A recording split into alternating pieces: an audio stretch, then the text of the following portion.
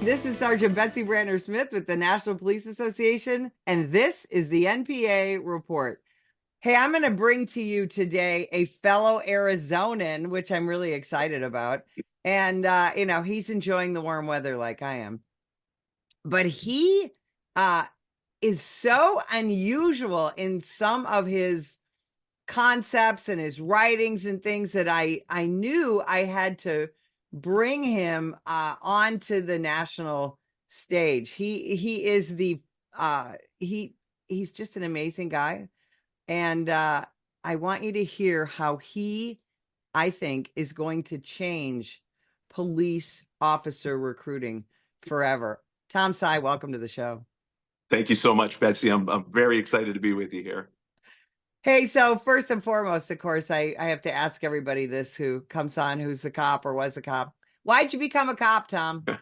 Well, probably pretty typical story. My dad was a cop forever, and I wanted to be a police officer since I was knee high. And of course, as I got older, my dad would always say, "No, go do something else. You don't want to chase bad guys around forever." So I actually did. I had a whole separate career in broadcasting and marketing, and I got to be 31 years old, and I told my wife, I said, "Hey, I can't do this anymore. I have to scratch this itch. I've always wanted to do this." And, obviously she was on board, and started applying. We liked Arizona and from our travels, and we ended up moving here and got hired. And I've never looked back. It's been the best thing I've ever done.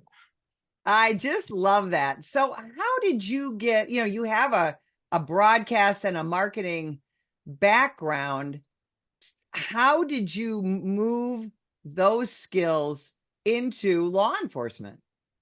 Yeah, so when I got into the background unit in 2013, there really wasn't much of a social media presence at all. It was like MySpace was the big thing, and Facebook was just kind of starting I to don't know come that around. most people know what that is anymore, Right. right? I don't think so. But as social media really started to explode, and I noticed, I've always been into media and advertising and just watching things and how they grew. And I started noticing Facebook was becoming really big in like 2015, 2016, somewhere around there. And there weren't many at all police departments doing anything with social media.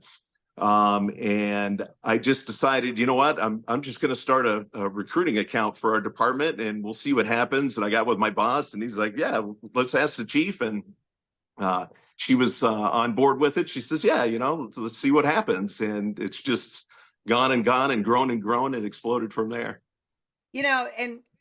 So fast forward, of course, to post 2020, we're having a difficult time nationwide recruiting people to this profession, and there's many Yeah. different reasons for that. We'll talk about that. But, when you look at how we've done recruiting in the past, now I'm of the era where I read an ad in the paper. People don't even know what that means. But then moving forward, there were things, of course, you'd contact the human resources, of the agency you thought you wanted to work for. There were boards online, lots of police recruiting sites, things like that. But we kind of got stagnant, I think. And a lot of that was because, if you had 10 openings on your agency, you would easily get 1,000 people to show up to test, right? Oh, for 100%. So when I first started 10 years ago in backgrounds, we'd open up and get 1,500 applications. You didn't really have to try. It was open up, close, and you had plenty of people. But obviously, as the years have gone on, the climate has changed. That has also changed how many applicants and applications we've been getting. So in 2024, Betsy, it really isn't any different recruiting wise than it ever has been. It's always been about building relationships and attracting people, whether it was through the newspaper like you're talking about, or on a job board. That's how I ended up finding mine, was on a internet job board.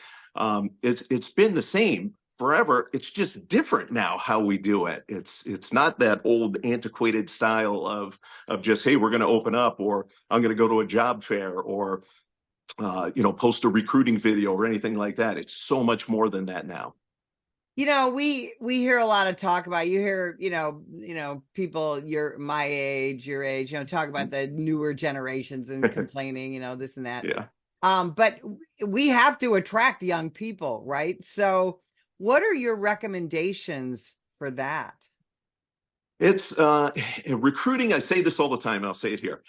Recruiting in 2024 isn't hard. It's just different, right? So you have to meet your candidates where they're at, build a relationship with them, and show them why people like them work for you. That is the absolute paramount way to attract recruits and to recruit like it's 2024.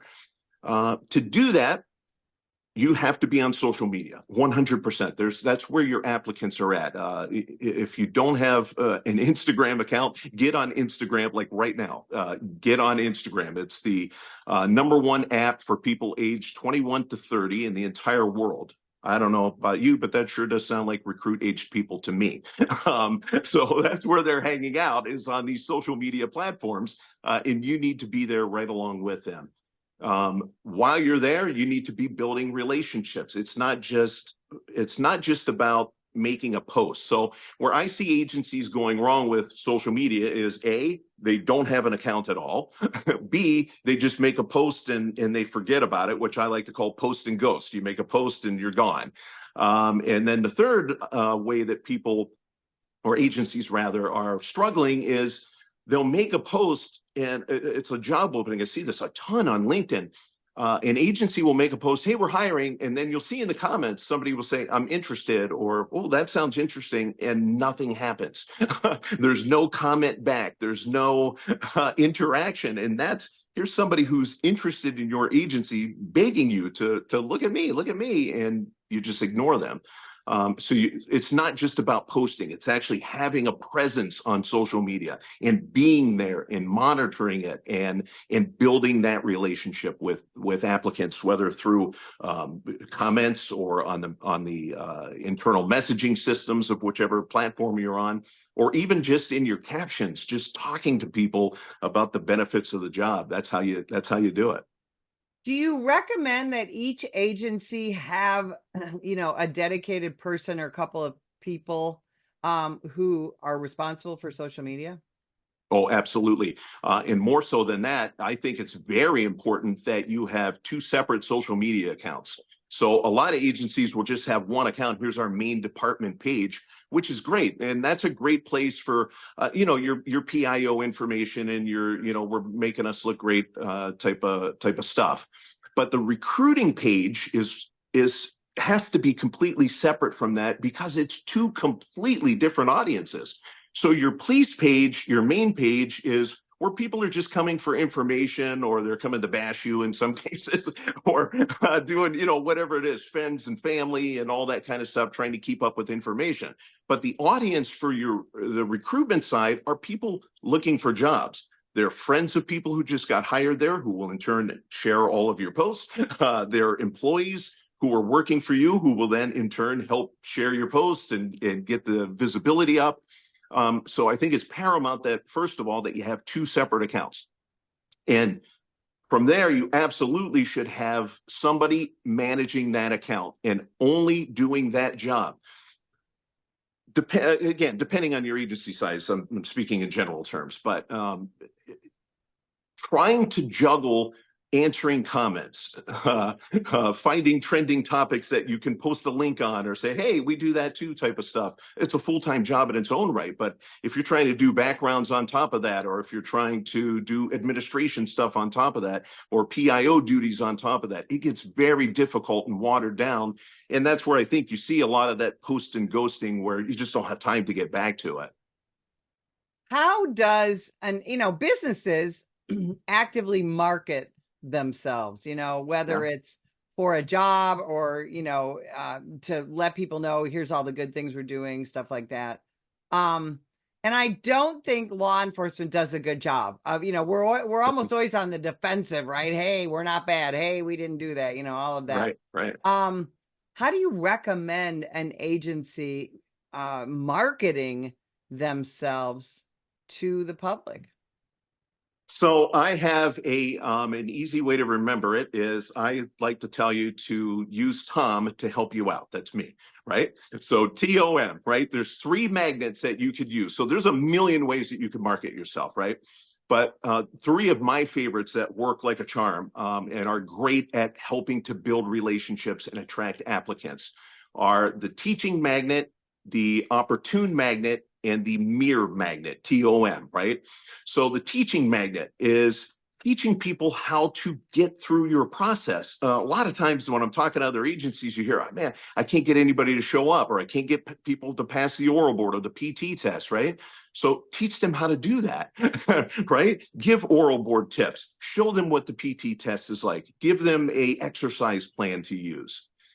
Show them what it takes to make it through your process. Help them. It's not weakening your applicant pool. It's not, well, the old school theory and thoughts are, oh, they need to make it through their own, but it's just not applicable anymore. It doesn't work, right? We need to change. We have to adapt.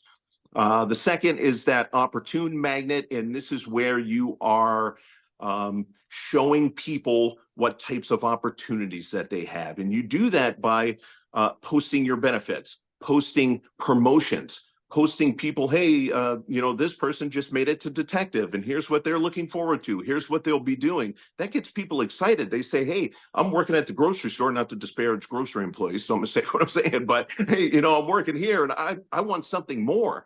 I want to help my community. And here's a post showing police officers helping in the community. And you need to build those opportunities that we have and show those consistently. The third magnet is the mirror magnet, which is the people like me philosophy of marketing and psychology, right?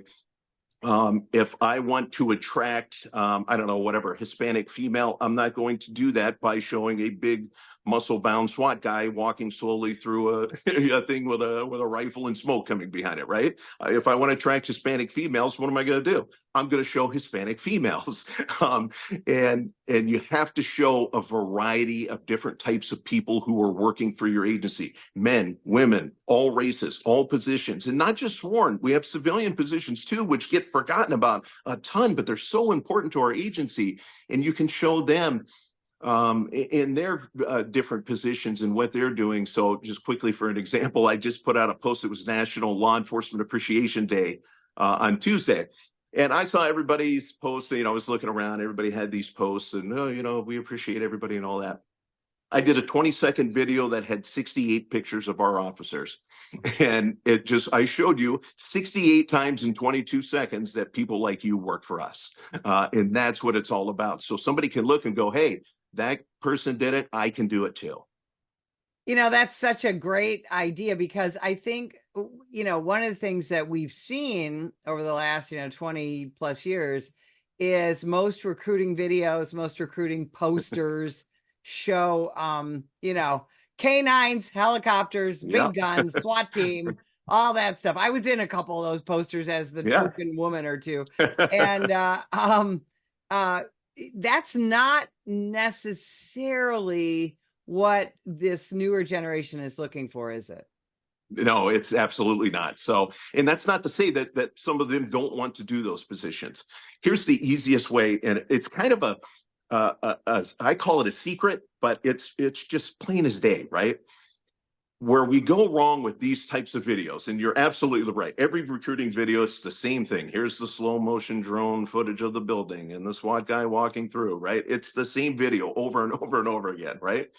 The people attracted to that video, you've already got them. They were already coming here. They're the people that wanted to be cops their whole life. They think that stuff is really awesome, and there's nothing else on earth for them. So you really already have those folks, right? So the secret is you're not recruiting cops. You're recruiting people. And that's where we go wrong, because we see all this, oh, look at this cool cop stuff. I was on SWAT. I did this. This stuff is amazing. Where people who are just off the street are like, yeah, I guess that's kind of cool, but I really want to know, am I going to be able to advance? Am I going to have a solid future? Can I help people? Can I show people in my community? This is something I hear a lot from my applicants is I want to grow up and show people and my brothers, my sisters, my cousins, that they can be something too. And to show that is really where it's at in 2024. That's how you do it. Tom, are we in danger of lowering standards to the point where we're going to negatively impact our community as well as our profession?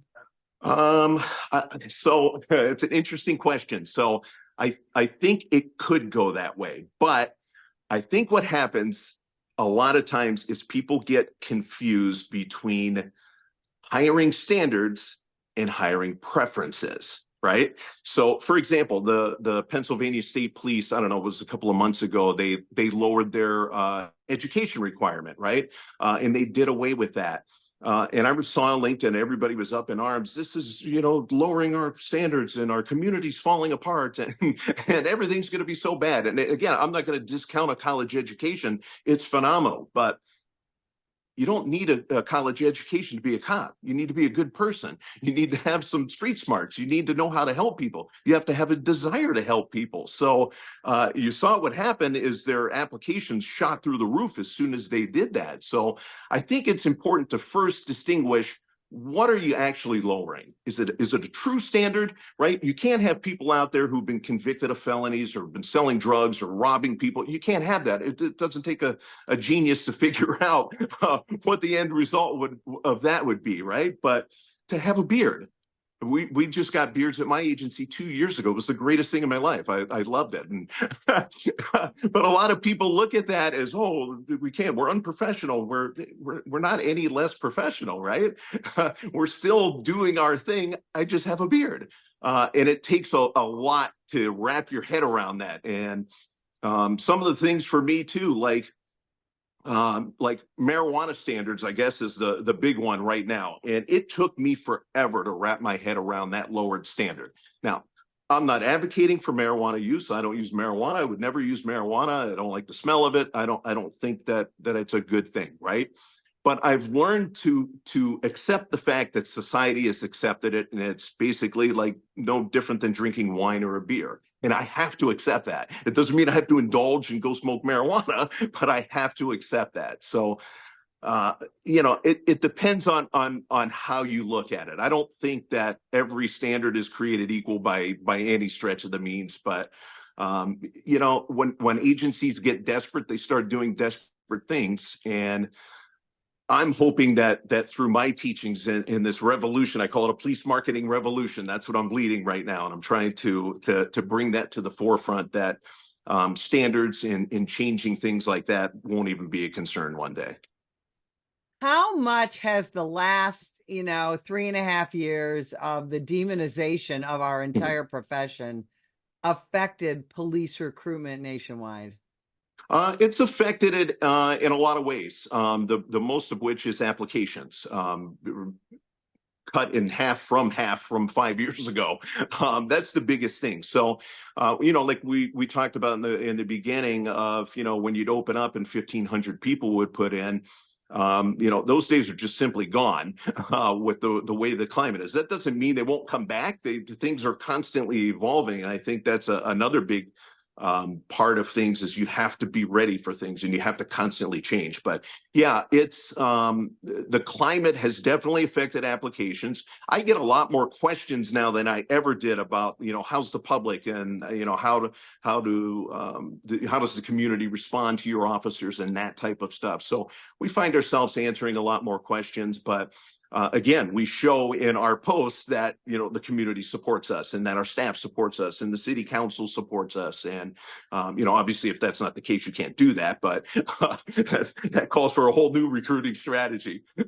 I'm glad you said that, because that's something I always tell young people now, or officers looking to transfer, is look at the political climate, look at community support, look at who's the mayor, who's the city council, Yeah. who's the county board, all those different things. How much of a difference does money make when we're talking about recruiting cops? Not as much as you would think, believe it or not. So What I'm finding is that everybody typically pays somewhere around the same, as at least in this area, in the Metro Phoenix area, right? You have some on the top end, you have some in the low end. Everybody has some sort of hiring bonus. That was a thing that got pretty big a couple of years ago, but is now everybody's doing it now. So it's really not that effective.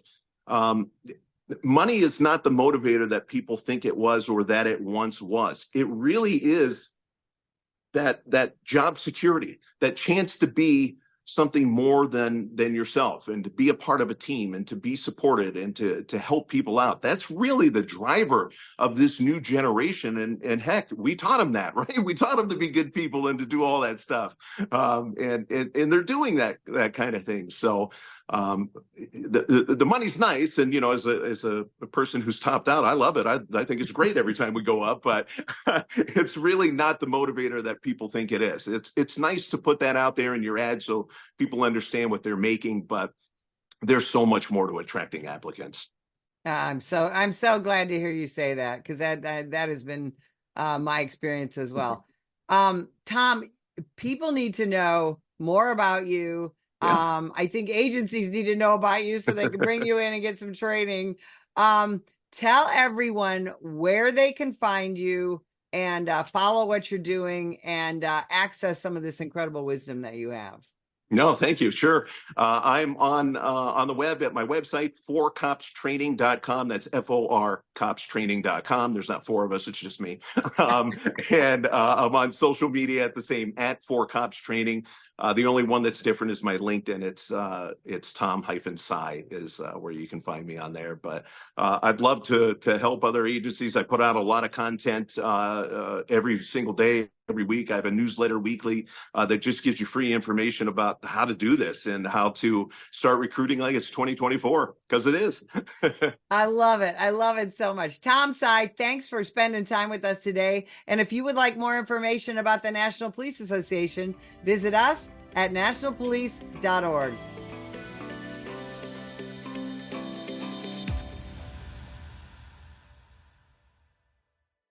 Ma'am, put the gun down! Put the gun down! Last year, law enforcement officers were involved in hundreds of thousands of use of force incidents. A use of force incident is when an officer must use nonverbal tactics to gain control of a dangerous situation. Put the knife on the ground. In many cases, officers have no choice but to use force when a suspect doesn't comply with a lawful order. Use of force is always ugly. No one likes it, especially police officers. Together, we can help de-escalate these dangerous encounters. Help police officers by complying with their lawful orders. Don't attack, attempt to disarm, or flee from an officer. Use of force is an officer's last option. Most incidents can be avoided by not resisting arrest. If you feel you've been wrongfully detained by a police officer, then seek a legal solution after the encounter has been resolved. Let's keep everyone safe. Comply now and complain later.